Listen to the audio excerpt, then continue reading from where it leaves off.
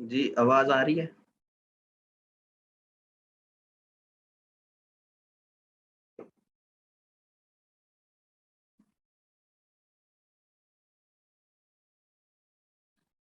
अच्छा, मैं बता रहा था कि मेरा मेरा जो रिज़ल्ट आया था ना वो अक्टूबर में आया था। 10 अक्टूबर को आया था शायद रिटन का, और फिर 18 दिसंबर को मेरा हुआ था इंटरव्यू। तकरीबन 2 महीने मुझे मिल गए थे। 2 महीने से भी ज़्यादा टाइम मिल गया था। लेकिन मेबी आपको अभी कम टाइम मिले, उसकी वजह ये है कि तब कोरोना के दिन थे और कोरोना आया हुआ था, हम लोग मास्क लगा के गए थे। साथ हमने सैनिटाइज़र भी लिया हुआ था, हाथ में पकड़ा हुआ था, हैंड सैनिटाइज़र। तो वो इंस्ट्रक्शन को फ़ॉलो किया था। सर आपने तो 2017 में टेस्ट दिया था या 2020 में? 2020 में दिया था ना? जी।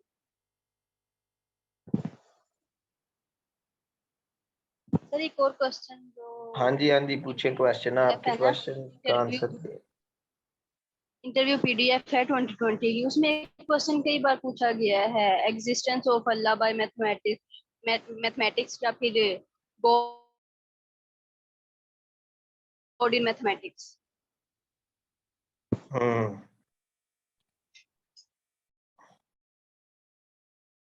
इसका कोई एक आंसर नहीं ना हो सकता, इसके बहुत से आंसर्स हो सकते हैं। अल्लाह ताला ने खुद कुरान पाक में कहा है ना कि मैंने 6 दिनों और इस तरह से 6 रातों में वो बनाया, ये दुनिया बनाई, फिर पहाड़ बनाए, ये बनाया वो। तो अल्लाह ताला ने खुद हर चीज़ को हिसाब मुकर्रर में रखा हुआ है ना। दिन का टाइम है, रात का टाइम है, ना रात दिन से पहले आ सकता है, ना दिन रात से पहले आ सकता है। ये कुरान पाक में भी लिखा हुआ है। तो अल्लाह ताला ने खुद हर चीज़ को हिसाब से रखा हुआ है। बात समझ रहे हैं ना? वालिद जो होता है बच्चे का, वो उससे हमेशा बड़ा होता है। ये भी एक हिसाब है। हर बंदे का एक टाइम है, टाइम गुज़र रहा है, दिन रात का टाइम है। तो इस तरह आप इस आंसर को जो है ना वो बड़े अच्छे तरीके से डिफेंड कर सकते हैं। सोच के असल में इंटरव्यू की तैयारी ही प्लान से होती है। आपने क्या बताना है और आपने उसका क्या, आपसे जो भी पूछा जाएगा आपने उसका क्या आंसर देना है।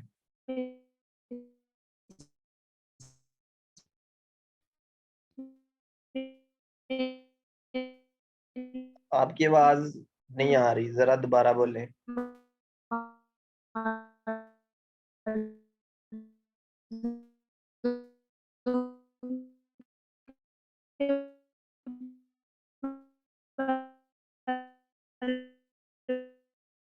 आवाज़ आ रही है मेरी?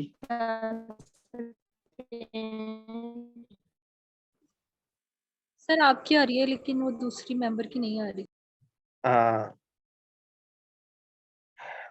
आप सबको मैं बार-बार यही कहूँगा कि अपना कॉन्फिडेंस हाई करें, बोलने की हिम्मत करें।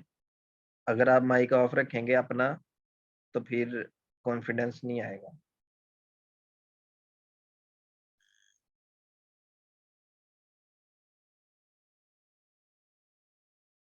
सर अब सब्जेक्ट की तैयारी के लिए भी बुक्स बता दें ताकि हम वो भी स्टार्ट कर दें।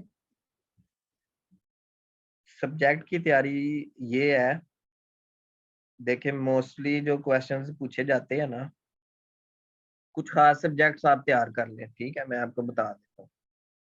आप एफएससी तैयार कर लें। एफएससी में से आपको पता है फर्स्ट ईयर में कुछ चीज़ें हैं और कुछ सेकंड ईयर में है। बीएससी तैयार कर लें। उसके बाद आप तैयार कर लें ग्रुप्स को, रिंग्स को, इनमें से पूछा जाता है। ग्रुप्स में से, रिंग्स में से, रियल एनालिसिस में से, वेक्टर्स में से, ठीक है? टोपोलॉजी में से, फंक्शनल में से, ठीक है?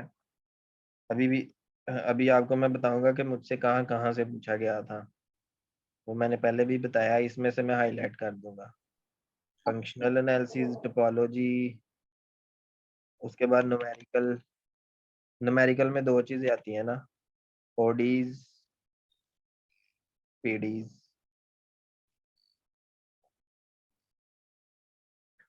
अब मेरे से यहाँ से क्वेश्चन पूछा गया था,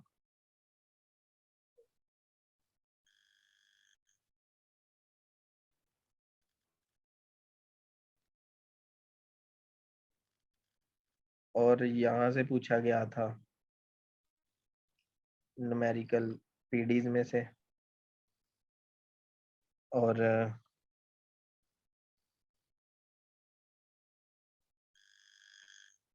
एफएससी में से, वही जो cos थीटा इक्वल 5 जो उन्होंने पूछा था, ठीक है। और स्पेक्ट्रल रेडियस वो भी न्यूमेरिकल में से पूछा गया था, और एक पूछा गया था कम्प्लेक्स में से, सिंपली कनेक्टेड रीजन और मल्टीपली कनेक्टेड रीजन के बारे में, ठीक है। तो ये पॉपुलर सब्जेक्ट्स हैं।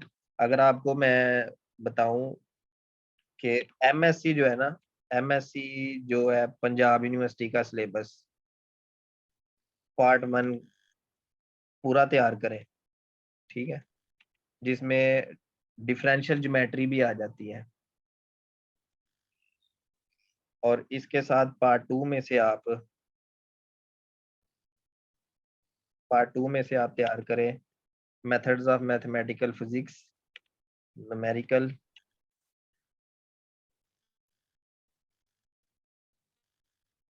Methods of mathematical physics numerical, और इसमें वो एडवांस्ड एनालिसिस। एडवांस एनालिसिस में क्या क्या चीजें आ जाती हैं? एडवांस एनालिसिस में एक तो आ जाता है मेजर थ्योरी, इसमें से भी सवाल हो सकता है ना, क्योंकि ये कंपल्सरी सब्जेक्ट्स हैं। 3 सब्जेक्ट लाजमी होते हैं एमएससी पार्ट 2 में, और 3 हम सिलेक्ट करते हैं ऑप्शनल में से। वो बहुत कम चांसेस है कि आपसे ऑप्शनल में पूछा जाए, लेकिन यहाँ से वो आजादाना तौर पे आपसे सवाल पूछ सकते हैं, measure theory and set theory, ठीक है। और बाकी पार्ट 1 में से तो वो कोई ना कोई सब्जेक्ट 100% पूछेंगे, और एफएससी में से भी वो इजी क्वेश्चन भी पूछते हैं, मुश्किल भी पूछते हैं। अब देखिए मुझसे उन्होंने इजी क्वेश्चन कौन सा पूछा था, कास थीटा वाला, ठीक है, ये वाला एक इजी क्वेश्चन था। उसके बाद definite integral with constant indefinite,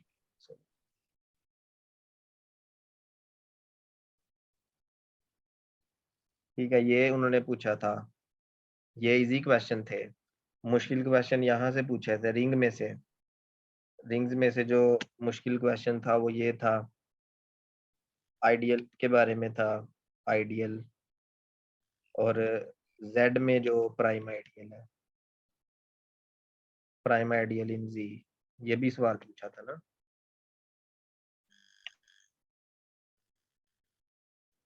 बाकी क्वेश्चन आपकी किस्मत है, आपने जो तैयार करना है ना, अगर आपकी किस्मत में जवाब है ना, अल्लाह की तरफ से ही आपसे वही क्वेश्चन पूछे जाएंगे। लेकिन मसला ये है कि आपने मेहनत करनी है, मेहनत करेंगे तो अल्लाह ताला ने आपको जवाब दे। अगर आप बिल्कुल भी स्ट्रगल नहीं करेंगे, आप कहेंगे छोड़ें जी जो होगा देखा जाएगा, तो वहां पे जाके फिर आप प्लान नहीं बना के जाएंगे तो मसला खराब हो जाएगा। मैंने तकरीबन 1 महीना सिर्फ प्लान बनाया था कि मैंने वहां पे बात क्या करनी है, हर पॉसिबिलिटी सोची थी। मैंने उर्दू में बात करनी है, मैंने उनको ये नहीं बताना, मैंने ये बताना है, अगर ये बताऊंगा तो वो मुझसे ये भी सवाल पूछ सकते हैं, इसका ये आंसर होना चाहिए। ये चीजें आपने खुद सोचनी है, अपनी स्टोरी आपने खुद सोचनी है और अपनी स्टोरी खुद लिखनी है। तो जो स्टोरी आप खुद सोचेंगे। सर आपको मेरी आवाज आ रही है? जी आ रही है। आपने पीयू की बात की कि पीयू से जो फर्स्ट ईयर का एमएससी का सिलेबस है, तो आप कोशिश बता सकते हैं कि पीयू में कौन से फर्स्ट ईयर में कोशिश कराई जाती है? हाँ ये देखे ना, अभी आपको बता देते हैं। मैथ सिटी एमएससी, ये देखिए मैथ सिटी एमएससी लिखेंगे ना, तो ये सेक्शन है, यहाँ से आपको इजीली सिलेबस मिल जाएगा। ये देखें, सिलेबस फॉर एमएससी मैथमेटिक्स, ये देखें, ये पीयू का सिलेबस भी है और यूनिवर्सिटी ऑफ सरगोदा भी। ये पीयू का सिलेबस आपने डाउनलोड कर लेना है।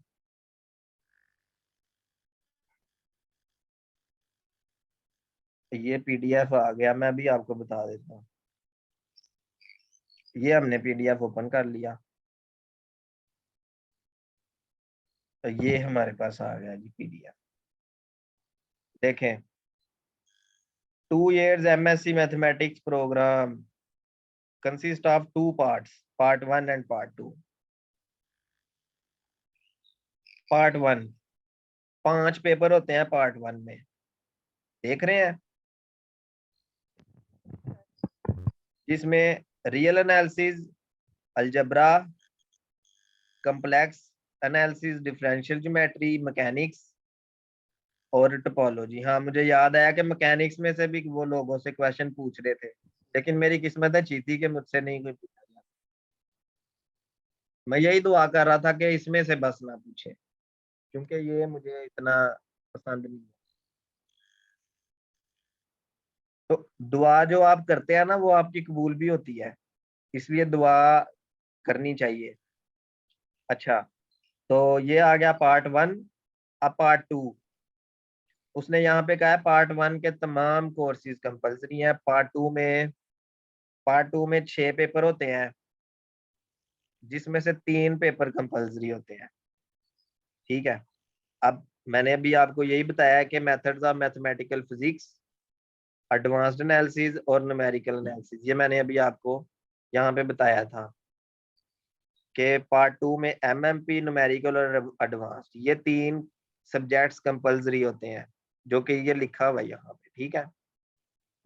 और ऑप्शनल में से आप बाकी चूज करते हैं, वो तो चले अलग बात है ना। ऑप्शनल को आप फिलहाल छोड़ दें, सिर्फ आपका फोकस होना चाहिए इन 3 सब्जेक्ट्स पे और इन 1 2 3 4 5 6, क्योंकि ये कम्प्लेक्स और डिफरेंशियल ज्योमेट्री है ना, तो 6 ये हो गए और 3 ये, 9 सब्जेक्ट्स ऐसे हैं जो आपने 100% तैयार करने हैं। अब इनके बारे में ये है, रियल एनालिसिस का सिलेबस ये आपके सामने है। Real number system, sequences and series, limit and continuity, differentiation, function of several variables, Riemann Stieltjes integral, ये जो कुछ भी है ये सब आपको आना चाहिए, क्योंकि आपने रिटर्न क्लियर कर लिया है। अब आप ये नहीं कह सकते कि हमें ये चीज नहीं आती, क्योंकि आप अब लेक्चरर बनना जा रहे हैं, तो आपको आना चाहिए। अलजेब्रा में क्या क्या होता है, ग्रुप थ्योरी होती है, लीनियर अलजेब्रा होता है, ये ग्रुप्स का सिलेबस है। सिर्फ ये सिलेबस तैयार कर लें, ठीक है। ये रिंग थ्योरी भी इसमें आ जाती है। आइडियल्स देखें, ये आइडियल एक ये इसमें से पूछा गया था और एक प्राइम आइडियल में से पूछा गया, इसी में से पूछा जाता है, ठीक है। लीनियर अलजेब्रा है, लीनियर मैपिंग है, ये सिलेबस है। सर ये पीडीएफ ग्रुप में शेयर कर दें। ये मैं कर दूंगा, मैंने पहले भी अक्सर किया हुआ है, चले दोबारा कर देता हूँ। कम्प्लेक्स एनालिसिस में ये देखें, complex concept of analytic function, ये भी आपसे पूछ सकता है ना। मुझे याद आया, मुझसे एक और सवाल पूछा गया था कि सिंगल वेरिएबल फंक्शन और मल्टी वेरिएबल फंक्शन में क्या फर्क है। वो इस चैप्टर में आता है, एनालिटिक फंक्शन के चैप्टर में, सिंगल वेरिएबल फंक्शन और मल्टी वेरिएबल फंक्शन। और कम्प्लेक्स इंटीग्रेशन में से जो सवाल था ना, वो यही था, सिंपली कनेक्टेड रीजन और मल्टीपली कनेक्टेड रीजन में क्या फर्क है, ये था। और उसके बाद आ जाता है ये डिफरेंशियल ज्योमेट्री है, इसमें से वो आपसे पूछ भी सकते हैं, नहीं भी पूछ सकते, ये आपकी किस्मत है, लेकिन आपने तैयार सब कुछ करना है अच्छे तरीके से। ये मैकेनिक्स है, इसमें से भी पूछ सकते हैं।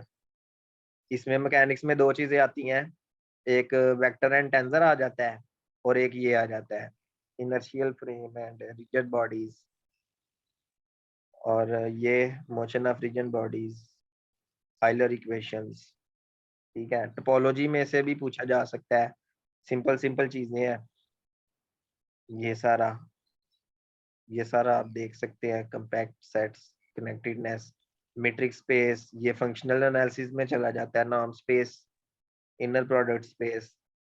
ये एमएससी पार्ट 1 यहाँ पे कंप्लीट होती है। पार्ट 2 में एडवांस्ड एनालिसिस है, जिसमें ये सेट थ्योरी है और एक मेजर थ्योरी है। मेजर थ्योरी में लिबैग इंटीग्रेशन और जनरल मेजर एंड इंटीग्रेशन, ये चीजें आ जाती हैं।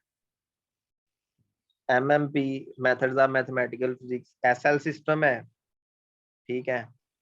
और second order linear differential equation, जिसमें singular point, regular singular point, ordinary point, ये चीजें आ जाती हैं। और ये बेजल फंक्शंस आ जाते हैं, हाइपरज्योमेट्रिक और इस तरह की जो सीरीज में है, ठीक है। ये इसके लिए जो बेस्ट बुक है ना, ये इन टॉपिक्स के लिए ये बुक है नवाजिश अली शाह की। इंटरनेशनल काफी बुक्स हैं, लेकिन नवाजिश अली शाह की बुक में, डॉक्टर नवाजिश अली शाह की बुक में ये टॉपिक्स बहुत डिटेल से बताए गए हैं। अगर आपसे फॉर एग्जांपल वो यही पूछ लेता है कि Bessel function of first kind और Bessel function of second kind का फार्मूला सुनाए, कोई ऐसा स्टूडेंट यहाँ पे अवेलेबल है जिसको फार्मूला आता हो Bessel function of first kind and Bessel function of second kind का? कोई एक बंदा बताए, याद है किसी को? सर अभी तो याद नहीं है। Bessel function of first and second kind, देखें, जे और वाई याद आया है? ये फार्मूला होता है, ये फर्स्ट काइंड का फार्मूला, ये सेकंड काइंड का फार्मूला है। थोड़ा क्लियर करके देखते हैं।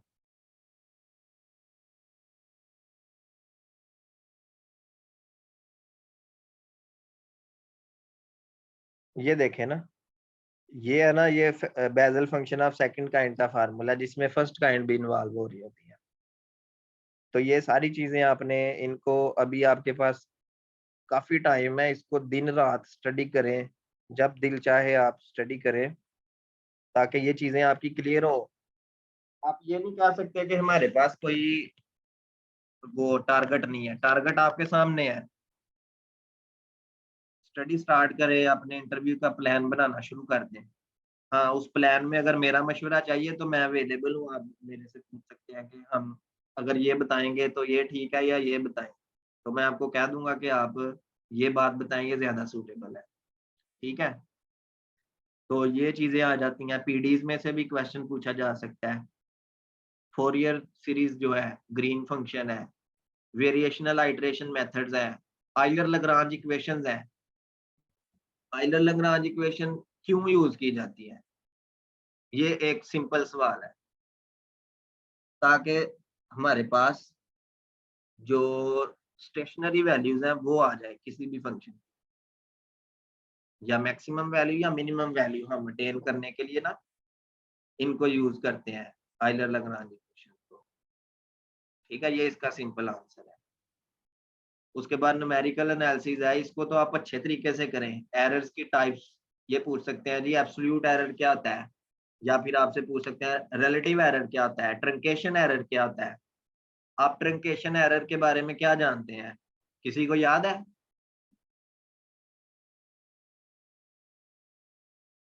बताएं, याद है किसी को ट्रंकेशन एरर? जब किसी भी फॉर्मूला में हम एक्स्ट्रा टर्म्स को इग्नोर करें तो जो एरर जनरेट होता है वो ट्रंकेशन होता है। हाँ बिल्कुल बिल्कुल, जबरदस्त बताया आपने, यही इसी को हम ट्रंकेशन एरर कहते हैं। तो ये सारी जो बातें हैं ये आपको पता होनी चाहिए।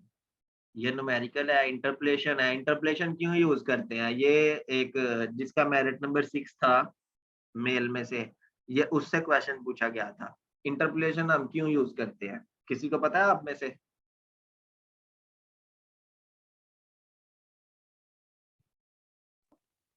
जो जब टेबल किसी के भी अंदर फंक्शन वैल्यू हमारे हाँ पास टेबल के अंदर में से कोई ऐसी वैल्यू फाइंड करनी हो जो टेबल में गिवन ना हो। हाँ, एक और भी है ना कि आप टेबुलेटेड वैल्यूज में से फंक्शन फाइंड करना चाह रहे हो, तब भी आप इंटरपोलेशन यूज कर सकते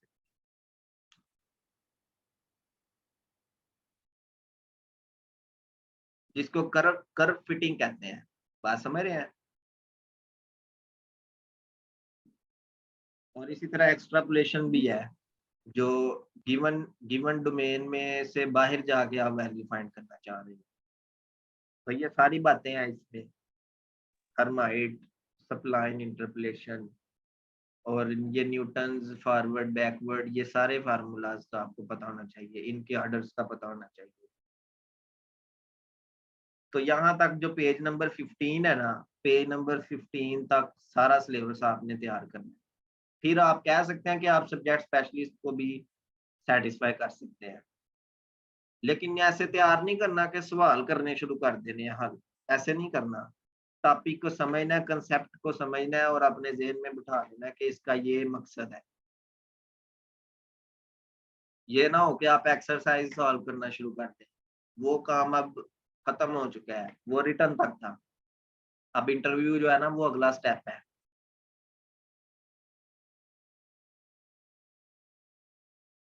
ठीक है, कोई और किसी का क्वेश्चन हो?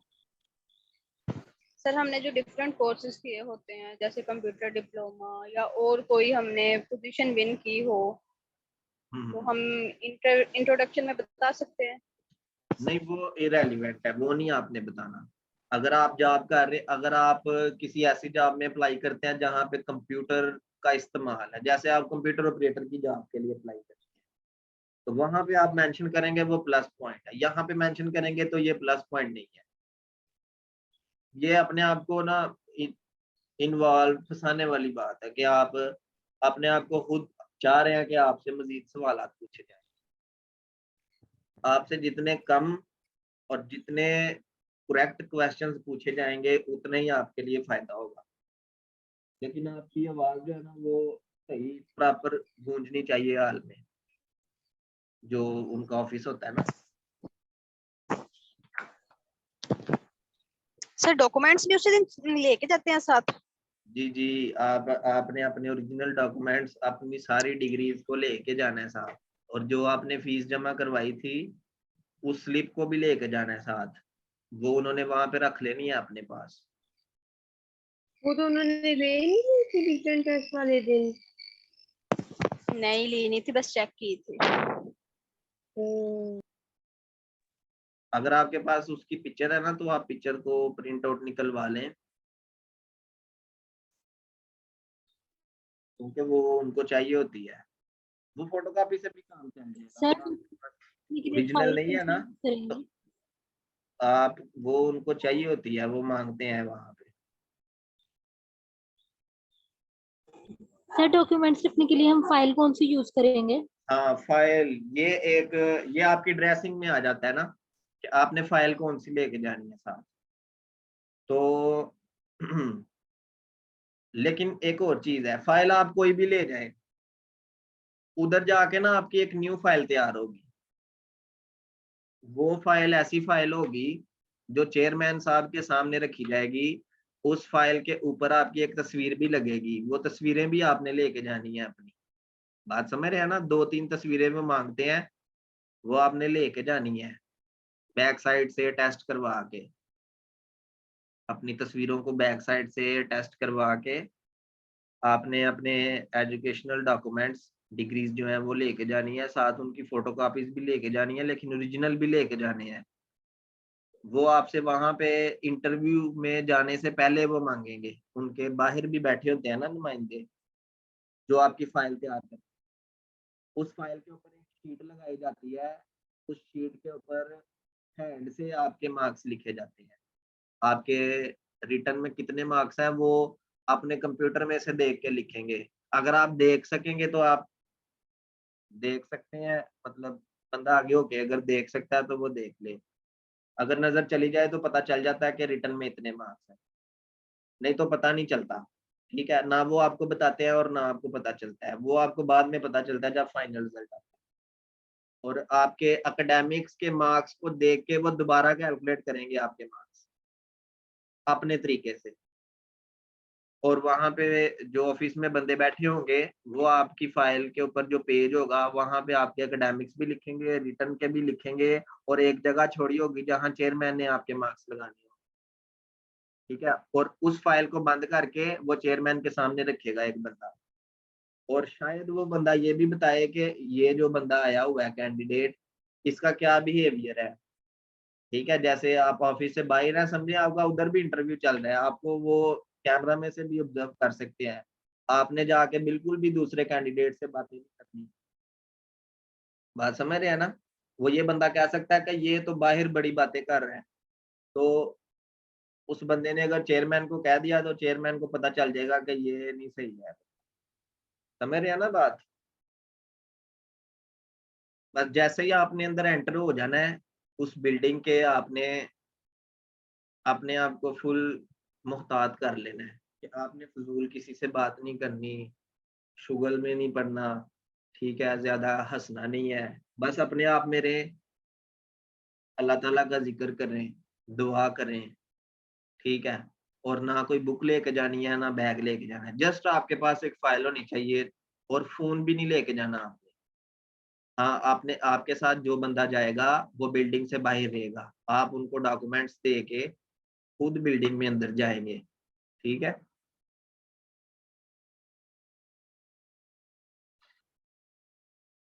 और कोई सवाल किसी का?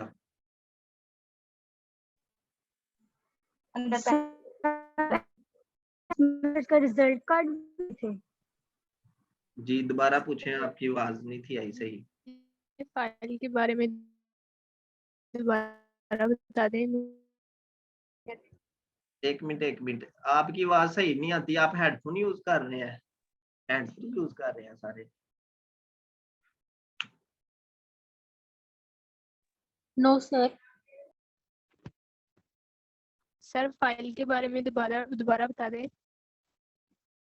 किसके बारे में?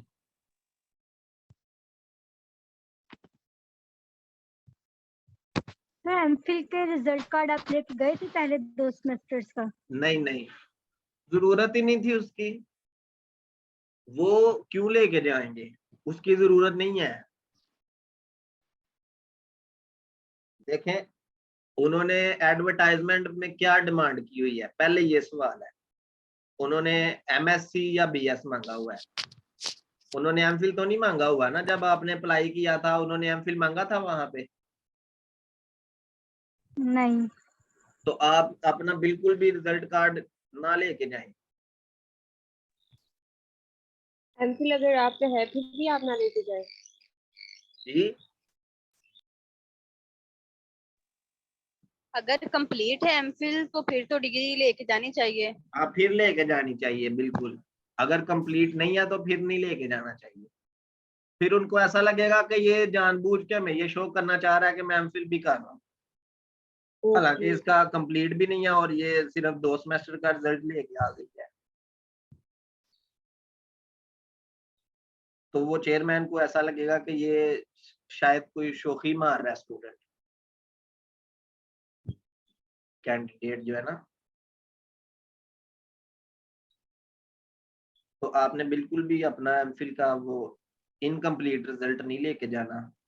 डोमिसाइल आपने लेके जाना है अपना साथ, आईडी कार्ड ओरिजिनल लेके जाना है, सारी चीजें ओरिजिनल लेके जानी है, और उनकी कॉपीज भी लेके जानी है, क्योंकि ओरिजिनल आपको वापस मिल जाएंगे, आपकी फाइल में आपकी कॉपीज लगी रहेंगी। वही कॉपीज अगर आपकी सिलेक्शन हो जाती है तो पीपीएससी वाले हायर एजुकेशन डिपार्टमेंट को भेज देते हैं वो आपकी फाइल, और वही आपकी फाइल सारी जिंदगी उनके पास रहती है। हायर एजुकेशन डिपार्टमेंट वालों के पास वो फाइल हमेशा रहती है। बात समझ रहे हैं ना? जी सर। जी कोई और किसी का क्वेश्चन हो?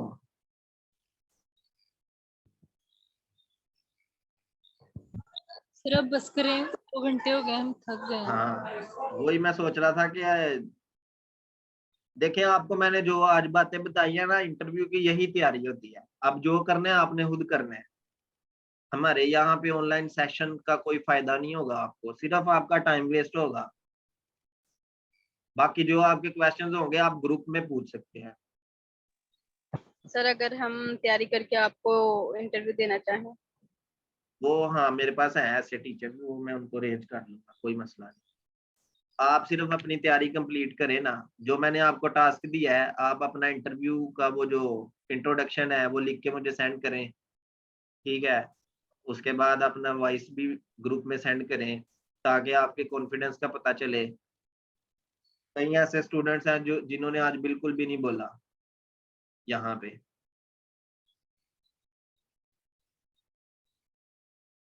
तो पीछे पीछे रहने का फायदा नहीं है। अगर आप पीछे पीछे रहेंगे ना तो फिर पीछे ही रहेंगे।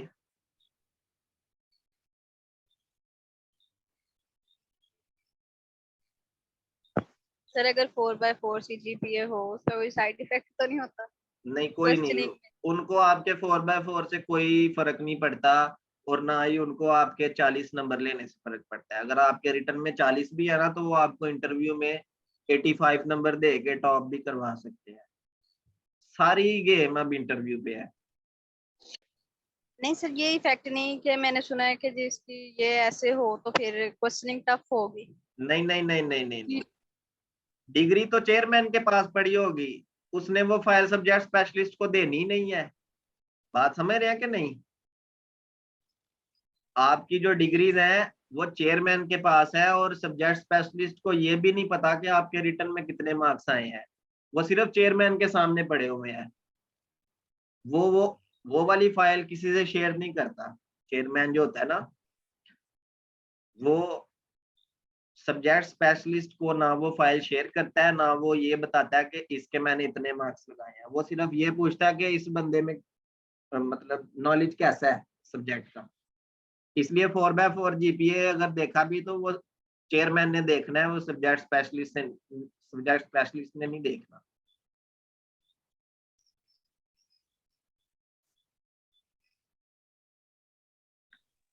सर अगर कोई सब्जेक्ट स्पेशलिस्ट आपका फेवरेट सब्जेक्ट ना पूछे तो आप खुद उसे बता सकते हैं कि ये दो मैंने अच्छे से प्रिपेयर किए हुए हैं।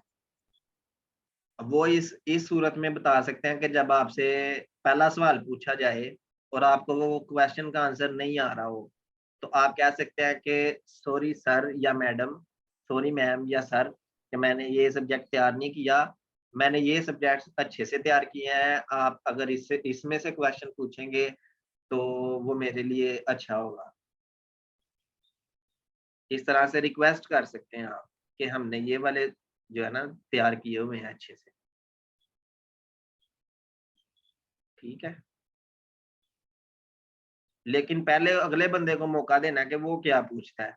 ये ना हो कि वो आपसे पूछना चाहे उसी में से क्वेश्चन और आप बता दें कि मेरा ये फेवरेट है, तो वो फिर उसमें से पूछे ही ना, उसको गुस्सा आ जाए।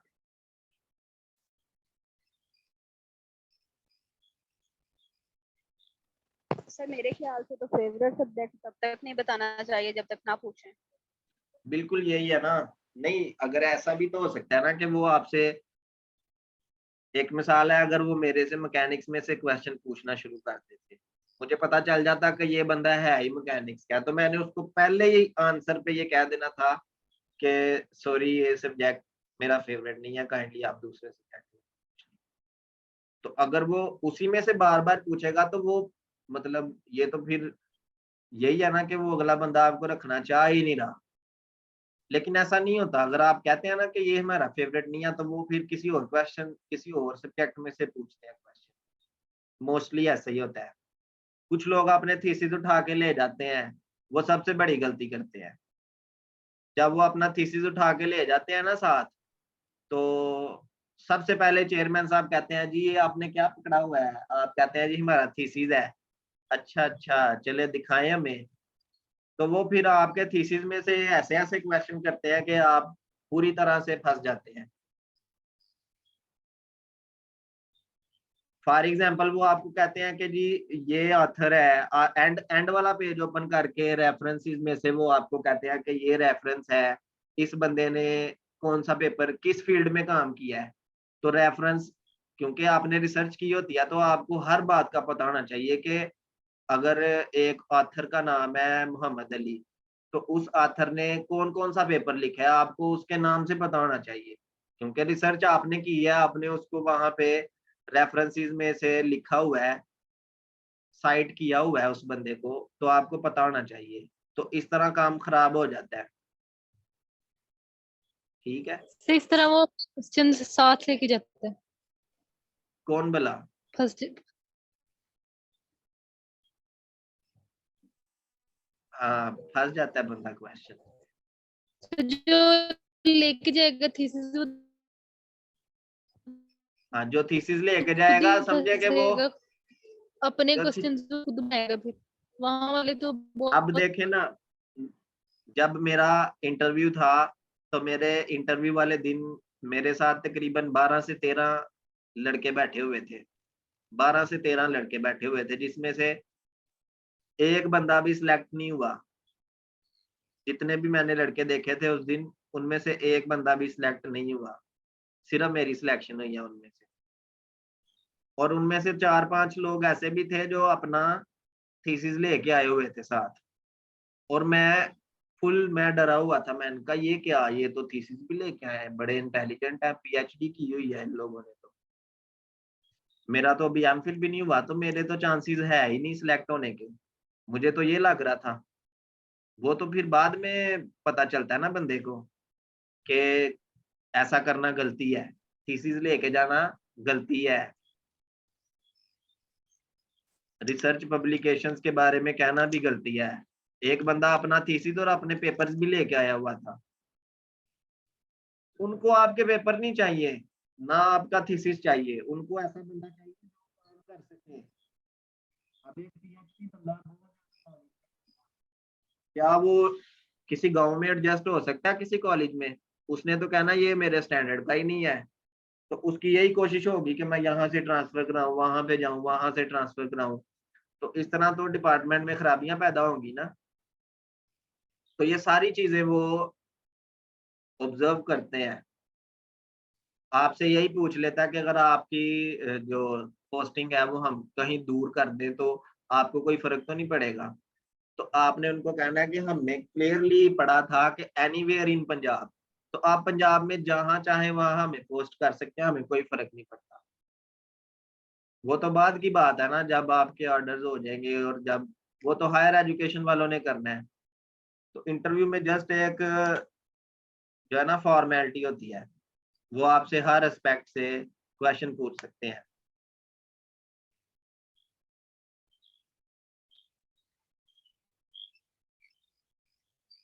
ठीक है, यस सर। चलें अब आप लोग अपना काम शुरू कर दें, पढ़ना शुरू कर दें, प्लान बनाना शुरू करें। ठीक है, और डिफरेंट डिफरेंट क्लासेस ज्वाइन करने की जरूरत बिल्कुल नहीं है। वो आप डबल माइंडेड ट्रिपल माइंडेड हो जाएंगे। जो मैंने आपको गाइडलाइन दी है ना, ये आपके लिए काफी है। अगर आप मजीद different guidelines, different online classes लेंगे ना, तो वो आपके लिए थोड़ा नुकसानदेह होगा। कोई बंदा आपको कुछ बताएगा, कोई कुछ बताएगा।